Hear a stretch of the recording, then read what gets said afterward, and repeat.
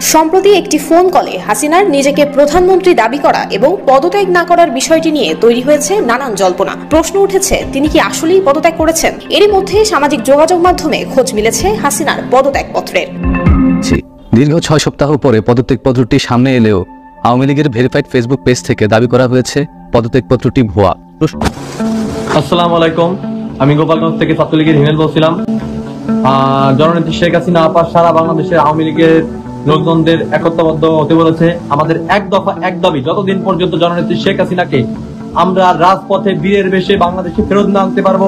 আসসালামু আলাইকুম, আমি বিভিন্ন পাগলের সুখ মনে মনে। দর্শক, আপনারা ইতিমধ্যে জানতে পেরেছেন সাবেক স্বৈরাচার প্রধানমন্ত্রী শেখ হাসিনা দাবি করেছে যে সে বাংলাদেশের থেকে যাওয়ার সময় পদত্যাগপত্রে সই করেনি। ইতিমধ্যে কিন্তু তার পদত্যাগপত্র কিন্তু ফেসবুকে ভেসে আসছে, আর সেই পদত্যাগপত্রে কি লেখা ছিল সেটা কিন্তু আপনাদেরকে এই ভিডিওর মাধ্যমে আজকে সম্পূর্ণ দেখাবো।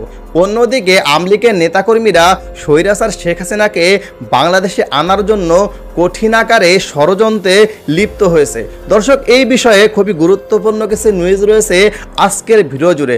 ভিডিওটা খুবই গুরুত্বপূর্ণ হতে যাচ্ছে, তাই ভিডিওতে একটা লাইক দিয়ে চ্যানেলটি সাবস্ক্রাইব করে দিন। দর্শক, চলুন আমরা আগে ভিডিওগুলো দেখে আসি। না করার বিষয়টি নিয়ে তৈরি হয়েছে নানান জল্পনা। প্রশ্ন উঠেছে, তিনি কি আসলেই পদত্যাগ করেছেন? এরই মধ্যে সামাজিক যোগাযোগ মাধ্যমে খোঁজ মিলেছে হাসিনার পদত্যাগপত্রের।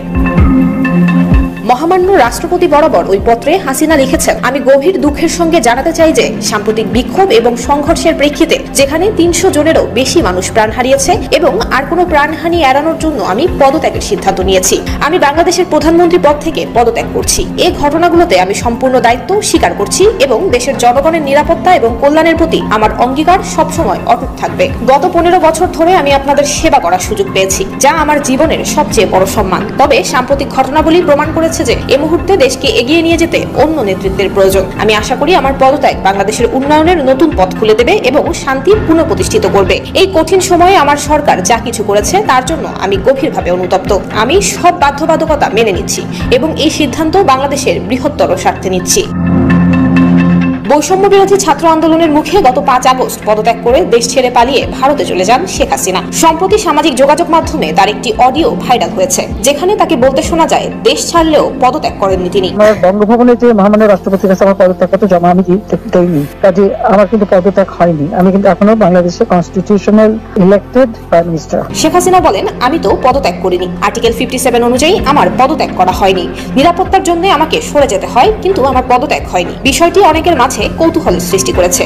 যদিও শেখ হাসিনা পালিয়ে যাওয়ার পরে রাষ্ট্রপতি জাতির উদ্দেশ্যে দেয়া তার ভাষণে বলেছিলেন, প্রধানমন্ত্রী শেখ হাসিনা আজ রাষ্ট্রপতির কাছে পদত্যাগপত্র জমা দিয়েছেন এবং আমি তা গ্রহণ করেছি। প্রধানমন্ত্রী শেখ হাসিনা রাষ্ট্রপতির কাছে পদত্যাগপত্র জমা দিয়েছেন এবং আমি তা গ্রহণ করেছি। এ বিষয়ে আইনজীবী মহল বলছে, পদত্যাগ না করলে জাতির উদ্দেশ্যে রাষ্ট্রপতি কেন বলেছেন শেখ হাসিনা পদত্যাগ করেছেন এবং তিনি সেটি গ্রহণও করেছেন? সে সময় তো 3 বাহিনীর প্রধানও তার পিছনে দাঁড়িয়েছিলেন। কেনই বা হাসিনার পদত্যাগের পর যে সাংবিধানিক শূন্যতা তৈরি হয় তা নিয়ে আপিল বিভাগ রুলিং দিয়েছিলেন। রাষ্ট্রপতি যদি বলে থাকেন যে প্রধানমন্ত্রী পদত্যাগ করেছেন, তবে তো এ বিতর্কের অবসান হয়েই যায়। এটা জরুরি নয় যে প্রধানমন্ত্রীকে হাতে হাতে রাষ্ট্রপতির কাছে পদত্যাগপত্র জমা দিতে হবে। দেশে কোনো রাষ্ট্র কিংবা সরকার প্রধানের পদত্যাগপত্র কখনো সামনে আসেনি, তাই রাষ্ট্রের এই গুরুত্বপূর্ণ নথি নিয়ে এবার কেন সামাজিক যোগাযোগ মাধ্যমে এত আলোচনা, এমন প্রশ্ন রেখেছেন সিনিয়র আইনজীবীরা। আর তাই সামাজিক যোগাযোগ মাধ্যমে ভাইরাল হওয়া ওই পদত্যাগপত্রের সত্যতা নিয়েও এখন উঠেছে প্রশ্ন। দীর্ঘ 6 সপ্তাহ পরে পদত্যাগপত্রটি সামনে এলেও আওয়ামী লীগের ভেরিফাইড ফেসবুক পেজ থেকে দাবি করা হয়েছে পদত্যাগপত্রটি ভুয়া। আসসালামু আলাইকুম, আমি বিভিন্ন ভাবে জানতে পারলাম যে আমি কেন মিডিয়াতে অনুপস্থিত। এটা নিয়ে সোশ্যাল মিডিয়াতে বিশেষ করে বিভিন্ন জল্পনা কল্পনা হচ্ছে এবং কেউ কেউ এই ধরনের আজগুবি কথাও বলছেন যে আমি নাকি বিদেশে চলে যাচ্ছি। আমি সবাইকে আশ্বস্ত করতে চাই যে এই ধরনের কোনো পরিকল্পনা এমনকি চিন্তাও আমার মাথায় নাই, প্রশ্নই আসে না। আমি মনে করি এই ধরনের গুজব, গুঞ্জন এবং আজগুবি বিভিন্ন তথ্য যারা ছড়াচ্ছেন, এটা হচ্ছে আজকে ছাত্র জনতার যে ঐতিহাসিক জুলাই বিপ্লবের মাধ্যমে আজকে যে জনগণের প্রত্যাশা সৃষ্টি হয়েছে সেটাকে বিভ্রান্ত করা এবং জনমনে অহেতুক প্রশ্ন সৃষ্টি করার একটা অসৎ উদ্দেশ্যে করা হচ্ছে। আপনারা কেউ বিভ্রান্ত হবেন না। আমি কয়েকদিন আগেও পত্রিকাতে ইন্টারভিউ দিয়েছি, তবে এটা ঠিক আমি একটু মিডিয়াতে কম আসছি কারণ আমার অনেক কাজ এবং আমার কাছে মনে হয়েছে যদি আমার কার্যক্রমে যদি কোনো অগ্রগতি হয় সেটা আমি জানাবো। অহেতুক এখন তো আমি আর টক শো এর মানুষ না, এখন আমাকে কাজ করতে হবে, কাজটাতে বেশি কনসেন্ট্রেট করতে হবে। তো আমার প্রবাসী কল্যাণ মন্ত্রণালয় এবং আইন মন্ত্রণালয় দুই ক্ষেত্রেই কিছু অগ্রগতি হচ্ছে।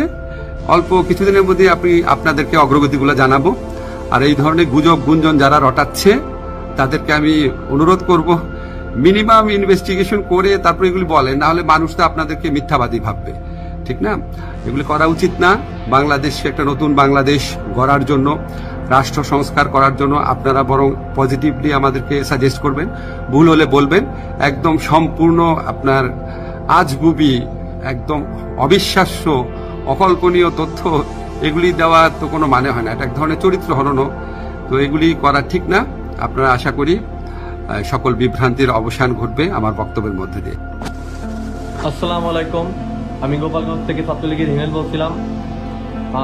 জননেত্রী শেখ হাসিনা আপা সারা বাংলাদেশের আওয়ামী লীগের লোকজনদের একত্রবদ্ধ হতে বলেছে। আমাদের এক দফা এক দাবি, যতদিন পর্যন্ত জননেত্রী শেখ হাসিনাকে আমরা রাজপথে বীরের বেশে বাংলাদেশে ফেরত না আনতে পারবো, আমরা বাংলাদেশ ছাত্রলীগ গোপালগঞ্জ জেলা শাখার কর্মীরা সব সময় রাজপথে ছিলাম, আছি, থাকবো। এবং বিএনপি জামাতের লোকজনরা যদি মনে করেন আওয়ামী লীগ সরকার দমে গেছে, আওয়ামী লীগের লোকজন দমে গেছে, এটা আপনাদের ভুল ধারণা। বাংলাদেশ আওয়ামী লীগ রাজপথে লড়াই সংগ্রামের মাধ্যমে ছিল, আছে, থাকবে।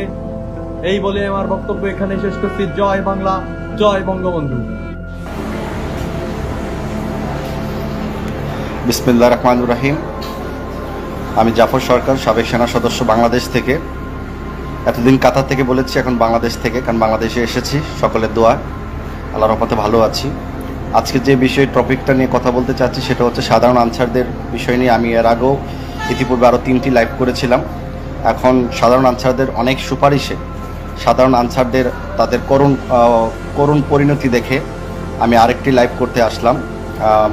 তত্ত্বাবধায়ক সরকারের মাননীয় প্রধান উপদেষ্টা ডক্টর ইউনূস স্যার এবং স্বরাষ্ট্র উপদেষ্টা জাহাঙ্গীর কবির চৌধুরী, লেফটেন্যান্ট জেনারেল, সাবেক সেনা অফিসার, আমি ওনার দৃষ্টি আকর্ষণ করে আজকে এই কথাগুলো বলতে চাই।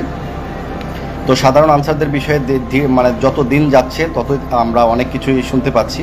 আপনারা জানেন যে সাধারণ আনসারগুলো একটা মানে অত্যন্ত গরিব, দুঃখী, অসহায় পরিবারের লোকের সংখ্যা বেশি।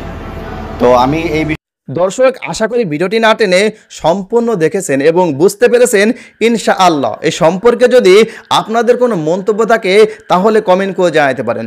দর্শক, আপনার কি মনে হয় আওয়ামী লীগের যে নেতাকর্মীরা কঠিন যে ষড়যন্ত্র করছে স্বৈরাচার শেখ হাসিনাকে বাংলাদেশে আনার জন্য, তারা কি স্বৈরাচার শেখ হাসিনাকে বাংলাদেশে এনে আবার প্রধানমন্ত্রীর স্থানে বসাতে পারবে? এ সম্পর্কে যদি আপনাদের কোনো মন্তব্য থাকে তাহলে সেটাও কমেন্ট করে জানাতে পারেন। ভিডিওটা ভালো লাগলে একটা লাইক দিন, বেশি বেশি শেয়ার করে আপনাদের বন্ধু দেখার সুযোগ করে দিন এবং নিয়মিত এই ধরনের ভিডিও পেতে আমাদের চ্যানেলটি সাবস্ক্রাইব করুন।